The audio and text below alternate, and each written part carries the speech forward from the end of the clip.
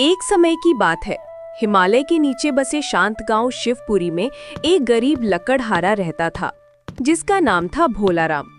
उसके साथ उसकी पत्नी सरस्वती और 16 वर्ष का बेटा चिराग रहता था।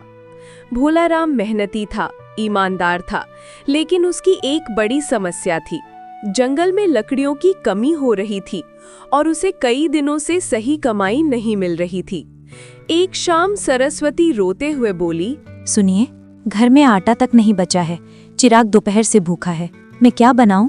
अरे सरस्वती, मैं जंगल जाता हूँ। कुछ लकड़ी मिल जाए तो आज की रात कट जाएगी।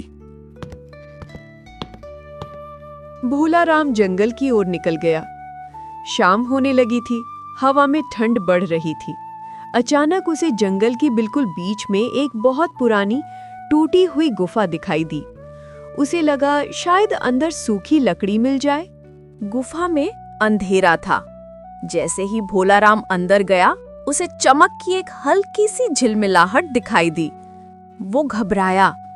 तभी कोई भारी आवाज में बोला, कौन है जो इस श्रापित गुफा में आया है?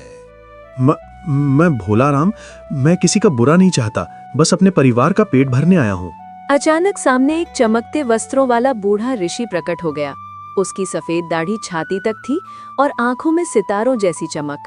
भोलाराम, मैं तुम्हारी ईमानदारी और तुम्हारी मेहनत को देखकर प्रसन्न हुआ। तुम गरीब जरूर हो, लेकिन तुम्हारा मन बहुत पवित्र है। आप कौन हैं महाराज, और यहाँ क्या कर रहे हैं? मैं इस घाटी का रक्षक हूँ। कई वर्षों से लोगों की लालच और स्वार्थ ने इस जगह को श्रापित कर दिया है, लेकिन तुम्हारा मन अभी भी निर्मल है, इसलिए मैंने तुम्हें चुना है।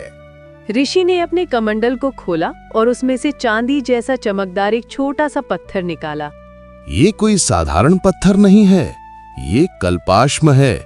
इसे पहाड़ के ऊपर वाली घाटी के बीचों बीच रख देना। 7 दिनों तक सूरज उगने से पहले इसकी आरती करना। 7वें दिन तुम चमत्कार देखोगे, लेकिन ध्यान रखना, लालच नहीं करना, वरना ये वरदान तुम्हारे लिए श्राप बन जाएगा। महाराज, मैं वचन देता हूँ, मैं लालच नहीं करूँगा। तो जाओ, समय आ गया है। क्षण भर में ही ऋषि हवा में विलीन हो गया। भोलाराम घबराया भी था और उत्साहित भी। वो पत्थर को लेकर घर आ गया और सबसे छुपाकर रख दिया। आज इतनी देर क्यों लगा दी? और ये हाथ में क्या है? सरस्वती, अभी कुछ मत पूछो, बस भरोसा रखो, सब ठीक हो जाएगा। अगले दिन सुबह होते ही भोलाराम पत्थर लेकर पहाड़ के ऊपर वाली घाटी में पहुंच गया। उसने पत्थर को बीच में रखा और ऋषि के कहे अनुसार पूजा की, और ऐसा उसने रोज किया। गांव में लोग तरह तरह की बातें करने लगे। सुना है भोलाराम रोज किसी पहाड़ी पर जाता है, जरूर कोई तांत्रिक विद्या कर रहा होगा। नहीं भाई, मैंने सुना है उसे कोई देवता मिले थे। कहीं जंगल के भूत ने तो नहीं पकड़ लिया उसे? भोलाराम किसी को कुछ नहीं बताता था और आखिरकार 7वां दिन आ गया। उसी सुबह घाटी में भयंकर रोशनी फैल रही थी। चिराग भी अपने पिता के पीछे पीछे घाटी तक आ गया। बापू, ये क्या हो रहा है? चमत्कार बेटा, चमत्कार। रोशनी धीरे धीरे कम हुई और सामने एक शानदार सोने का पेड़ प्रकट हो गया, जो बहुत तेज चमक रहा था। पेड़ में बहुत सारे फल लगे हुए थे, जो फल तोड़ते ही सोने के सिक्कों में बदल जाते थे। बापू, ये तो खजाना है। नहीं बेटा, ये वरदान है और हमें केवल उतना ही लेना है जितनी जरूरत है। भोलाराम रोज उतने ही सिक्के लेता था जितनी जरूरत होती थी। घर में गरीबी दूर हो गई, चिराग की पढ़ाई शुरू हो गई, सरस्वती खुश रहने लगी। पूरा गांव भोलाराम की ईमानदारी की तारीफ करने लगा।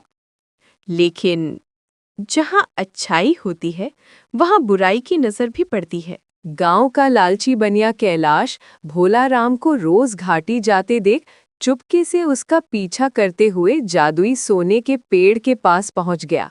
अरे, ये तो सोने के सिक्कों वाला पेड़ है। अगर ये मेरे हाथ लग जाए तो मैं पूरा गांव खरीद लूंगा। कैलाश लालच में अंधा हो चुका था। वो पेड़ के पास गया और सिक्के उठाने लगा। तभी अचानक जादुई पेड़ गायब हो गया। कैलाश, लालच तुम्हें बर्बाद करेगा। वरदान केवल ईमानदार के लिए है। तुमने श्राप को बुला लिया है। अचानक ऋषि फिर प्रकट हुए। ऋषि ने कैलाश को श्राप दिया और कैलाश वहीं गिर गया। भोलाराम, तुम्हारी ईमानदारी ने घाटी को बचाए रखा है। ये जादुई सोने के सिक्कों वाला पेड़ हमेशा तुम्हारे लिए रहेगा, लेकिन ये केवल उतना ही देगा जितनी तुम्हें वास्तव में आवश्यकता है। आपका धन्यवाद महाराज, मैं हमेशा सच्चाई के मार्ग पर चलूंगा। इसके बाद भोलाराम का परिवार खुशहाल हो गया। आज भी जादुई सोने का पेड़ घाटी में छुपा है, लेकिन उसका चमत्कार केवल उसी इंसान को दिखाई देता है जिसके दिल में लालच नहीं होता।